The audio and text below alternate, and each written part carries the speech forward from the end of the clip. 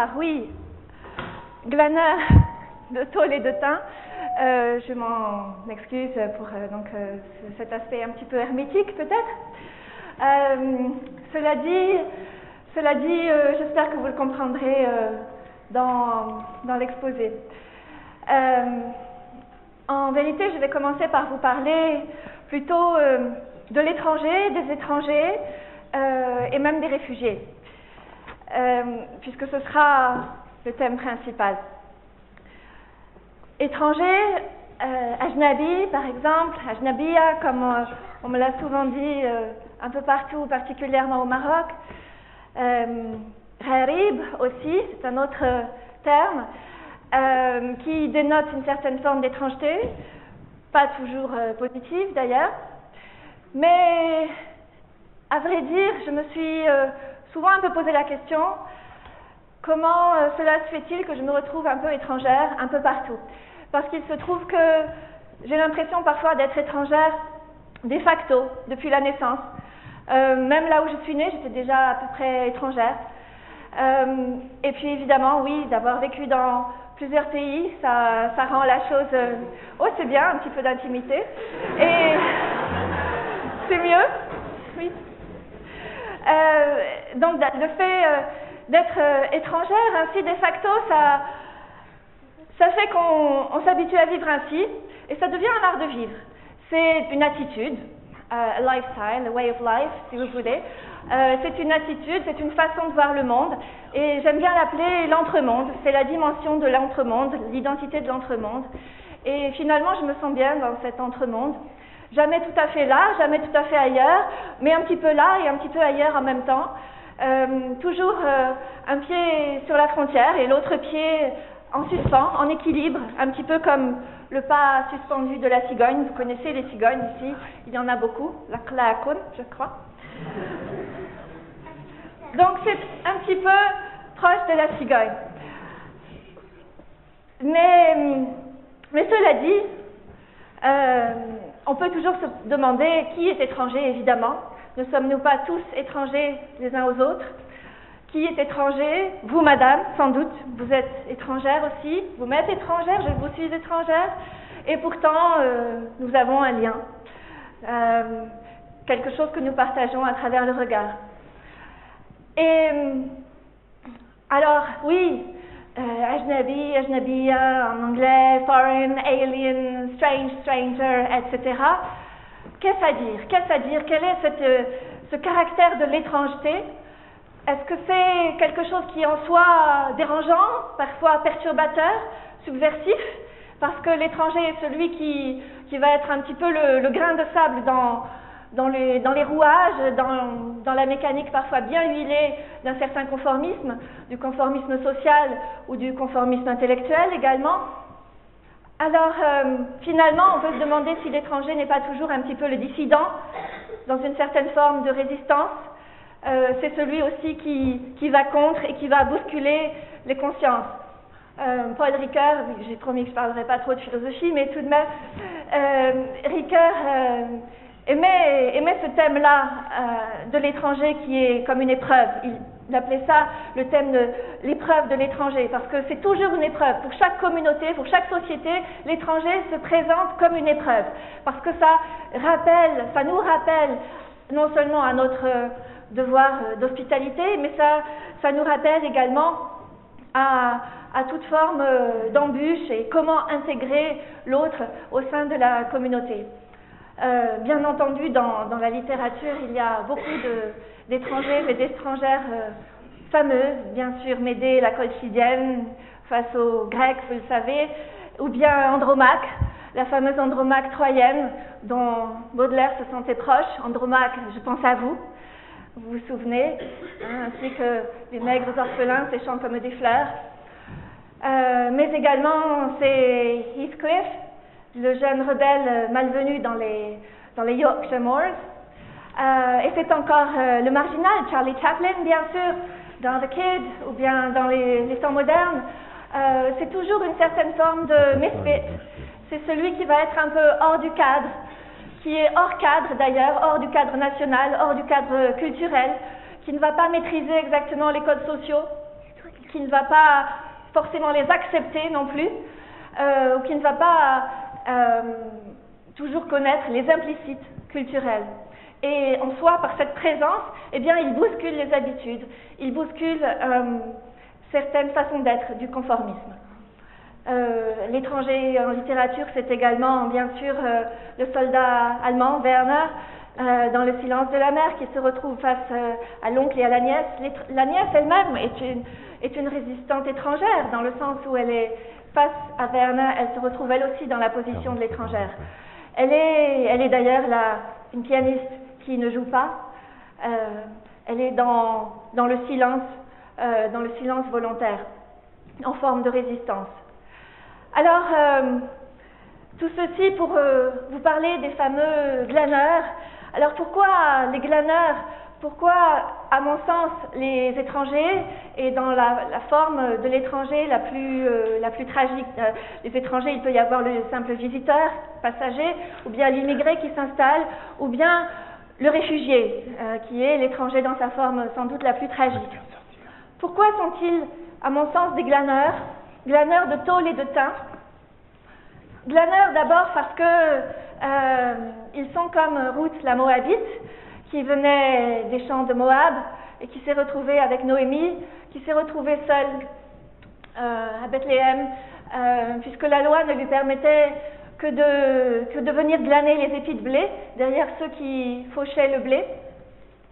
Et ainsi, les réfugiés d'aujourd'hui sont comme ces glaneurs d'aujourd'hui, qui glanent ce qu'ils peuvent bien trouver par-ci par-là, et ils glanent de la tôle avec laquelle ils se font un toit de briques et de broc, un refuge, puisqu'ils cherchent refuge, ils arrivent d'une situation de détresse et ils cherchent refuge quelque part.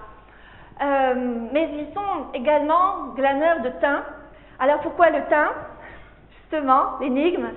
Le thym, parce que le thym, par excellence, c'est la plante miraculeuse, la plante merveilleuse, c'est-à-dire que c'est la plante qui pousse au cœur même de la roche.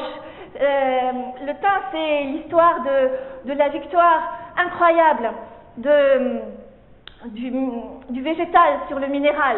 C'est la victoire incroyable finalement de l'espérance sur l'aridité, de l'espérance sur le désespoir, et qui donne à son heure venue la fameuse fleur de thym qui est si rare et qui est d'autant plus belle qu'elle arrive dans un milieu hostile, aride, en pleine adversité, qu'elle arrive au cœur même de la roche et d'un climat aride.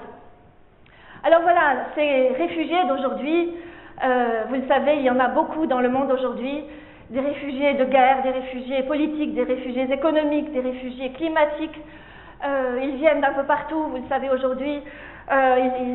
Il arrive des réfugiés syriens, même au Maroc, en grand nombre. Ils viennent également d'Afrique, bien sûr, subsaharienne, et on les voit beaucoup soit s'installer, soit passer vers l'Europe. Et en Europe, lorsqu'on a vécu en Europe, eh bien, là aussi, ils sont un peu partout. Alors, ces réfugiés, bien entendu, ils représentent à la fois le déplacement, ils ont vécu la déterritorialisation, ils ont vécu le dépaysement, le décentrement, tout ceci qu'ils ont intériorisé, et ils sont dans une forme de rupture permanente, dans une mutilation intérieure, mutilation parfois affective, psychologique, ils ont vécu des traumatismes, et en même temps c'est une précarité matérielle, aussi bien qu'affective. Et pourtant, ils ont dans le regard quelque chose qui force l'admiration, quelque chose qui nous dit la perte, qui nous dit l'abandon, le sacrifice, la douleur, la pluie intérieure. Mais en même temps, il y a quelque chose qui est de l'ordre de l'espoir inouï, de l'espérance même. Ça m'a fait penser à un film français d'il y a quelques années, qui s'appelait Welcome, qui montrait l'histoire d'un homme en France, du côté de Lille, qui prenait des risques pour abriter un jeune clandestin kurde qui voulait passer vers l'Angleterre. C'était du côté de Lille, oui. Et cet homme français était lui-même en instance de séparation avec sa femme. Et à un moment, il dit à sa femme, ou son ex-femme, il lui dit, tu vois, lui, il a parcouru 4000 km à pied. Maintenant, il apprend à nager parce qu'il veut traverser la Manche pour rejoindre celle qu'il aime de l'autre côté, pour rejoindre celle qui est en Angleterre. Et moi, lorsque tu es parti, je n'ai même pas réussi à traverser la rue pour te retenir. Il lui dit ceci, ainsi, l'étranger, le réfugié, il a cet effet-là sur nous. C'est-à-dire qu'il est en même temps un rappel. C'est un rappel et il est là pour aussi nous saisir dans notre conscience, nous saisir dans notre imagination. Il est celui qui nous rappelle de quoi le cœur humain est capable. Il est celui qui nous rappelle de quoi nous sommes capables lorsque nous sommes guidés par un certain sens de la justice et par un cœur. Alors oui, c'est la faculté d'entreprendre. Et je me souviens d'amis personnels, je me souviens à cette occasion de Mustapha, par exemple, ou de Momar ou de Célestine. Mustapha, un ami kurde en Angleterre, qui venait de Turquie, de Maraş, et qui avait connu la torture policière en Turquie, et qui s'est retrouvé en Angleterre, et après de longues années de lutte en Angleterre pour ne pas perdre espoir, parce que c'était difficile, eh bien, il a enfin réussi à préparer son courrier de demande de nationalité britannique. Et d'ailleurs, c'est moi qui l'ai posté parce qu'il a voulu que ce soit moi qui la poste, pensant que ça lui porterait chance. Et d'ailleurs, il a la nationalité aujourd'hui. Mais je pense également à cet ami Momar que j'avais lorsque j'étais étudiante au tout début. Et nous étions ensemble en Cagne. Et lui, il était réfugié en France, il était sénégalais, il venait de Dakar. Et il avait cette possibilité de faire des études en France. Et je me souviens qu'un matin, il n'était plus en cours. On s'est tous inquiétés. Que se passe-t-il? Momar n'est plus là. Il était très attachant. Et en fait, il avait déserté les cours ce jour-là parce qu'il était tout simplement parti tout seul, à pied, vers Sarajevo, parce que c'était le moment de la guerre de Yougoslavie. Et à ce moment-là, c'était le pire des massacres en Bosnie. Et lui, il était parti tout seul. Non pas qu'il ait quelques moyens particuliers, justement, il est parti à pied. Lui, le réfugié sénégalais en France, il est parti vers les Bosniaques. Et nous, évidemment, ça nous a là aussi saisi, ça nous a secoué, parce que c'est une forme d'élan. Il avait considéré que c'était son devoir, c'était sa priorité. Il y avait les cours, certes, mais ça, à ce moment-là, c'était sa priorité morale. Il ne pouvait pas supporter de rester en cours lorsqu'il savait qu'il se produisait ces massacres de l'autre côté, pas très loin. Alors, je pense à lui et je pense également à Célestine, cette Ivoirienne d'Abidjan, qui est devenue aussi une amie que j'ai rencontrée en Angleterre, en fait même dans un centre de rétention, parce que à l'époque où je travaillais pour le bureau d'immigration britannique, c'est moi qui ai traduit sa déposition. C'est une responsabilité, parce qu'on sait que selon la traduction que l'on fait, elle aura ou non le droit de rester. Et Célestine, eh bien, elle était chrétienne. Elle avait, en Côte d'Ivoire, elle avait un mari musulman. Et ils avaient un fils de 6 ans. Et le jour même, elle les avait perdus tous les deux. Lui mort par balle et son fils était mort écrasé dans la foule un soir d'une journée d'élection. Et elle-même avait été envoyée en camp où elle avait été violée à de multiples reprises par les soldats du camp. Et finalement, c'est en Angleterre, une fois que miraculeusement elle a réussi à arriver en Angleterre dans ce centre de rétention, lors de la visite médicale, qu'on lui a appris, coup sur coup, qu'elle était enceinte de ses violeurs, donc, et en même temps qu'elle était porteuse du virus du sida. Alors, vous voyez, Célestine, réfugiée, qu'a-t-elle fait? Elle aurait pu baisser les bras à ce moment-là, elle aurait pu sombrer dans le désespoir. Eh bien non, elle a quand même décidé de garder l'enfant. Elle a décidé de garder l'enfant et grâce évidemment aux soins prodigué dans les hôpitaux de Londres, finalement, l'enfant a réussi à contrer le virus du sida. Donc l'enfant est né, c'est une petite fille que je connais, et qu'elle a nommée Ange parce qu'elle habitait non loin du quartier Angel à Londres. Et alors voilà, Célestine, c'est en même temps un modèle d'humanité. Et c'est à la fois l'exemple pour moi du courage, de la ténacité, certes de la grande difficulté de vivre, mais en même temps la ténacité de vivre, malgré tout, malgré la perte, malgré les sacrifices. Parce que finalement, les réfugiés, les étrangers sont ceux qui, avant tout le monde, ont compris ce qu'est la vie, ont compris la signification de la vie. La signification qui est que finalement, en tant qu'homme, en tant qu'être humain, notre condition est également d'être des valseurs dans le vent, dans le sens où nous sommes des valseurs de vent parce que nous sommes des voyageurs sans bagages. Nous évoluons dans la vie de lieu en lieu, de pays en pays, de manière peut-être arbitraire, au-delà des frontières. Et pourtant, nous sommes dans la nudité complète, dans la nudité essentielle, dans cette pauvreté dont nous parle Lévinas. Et l'étranger, c'est celui-là, c'est celui qui connaît évidemment, qui a connu le feu parfois de la guerre, qui a connu le poignard de la famine, qui a connu parfois le poing, par exemple, de son mari sur son visage. Mais c'est en même temps celui qui peut nous dire non seulement la perte, mais celui qui peut nous dire la grandeur de l'humanité, la grandeur, parce que l'homme, vous le savez, est capable parfois du pire, mais aussi également du meilleur. Alors, oui, alors finalement, les réfugiés, accordons-leur davantage de place, d'importance, de crédit. À quand l'asile refuge, par exemple? Parce que les réfugiés, ce sont ceux qui font avancer la pensée. Les réfugiés, dans l'histoire, ce sont toujours ceux qui ont stimulé les idées, qui ont fait avancer la pensée. Et une ville refuge, par exemple, une ville qui accepterait les apatrides, une ville où la citoyenneté serait définie autrement, une ville refuge qui accepterait des droits, qui accorderait des droits politiques et sociaux, le droit de voter aux étrangers, aux réfugiés, par exemple. Et finalement, évoluer vers une autre idée de l'identité. En introduction, j'ai parlé d'une identité de l'entremonde.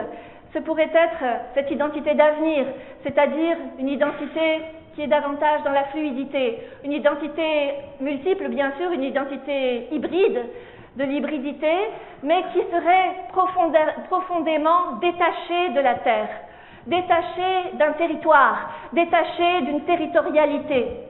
Précisément, une certaine forme d'identité plus innovante, plus nouvelle, qui accorderait de la place à tous. Alors, grâce aux réfugiés, on avance dans ce sens-là. Et comme nous dit souvent Lévinas, l'étranger est la voie vers l'autre. Il est celui qui nous permet de faire une brèche dans le mur du même, c'est-à-dire de faire une brèche dans le mur de l'enfermement sur le même, de faire une brèche pour s'ouvrir à l'autre, pour s'ouvrir à l'altérité, et parce que l'étranger, c'est aussi celui qui nous révèle à nous-mêmes, qui nous révèle et qui nous élève dans notre propre humanité, dans la possibilité que l'on a de connaître notre propre noblesse, notre propre excellence, et en même temps, c'est celui qui nous guide vers au-delà de l'humain. C'est celui qui nous guide vers l'altérité absolue, vers le transcendant, vers la transcendance lumineuse.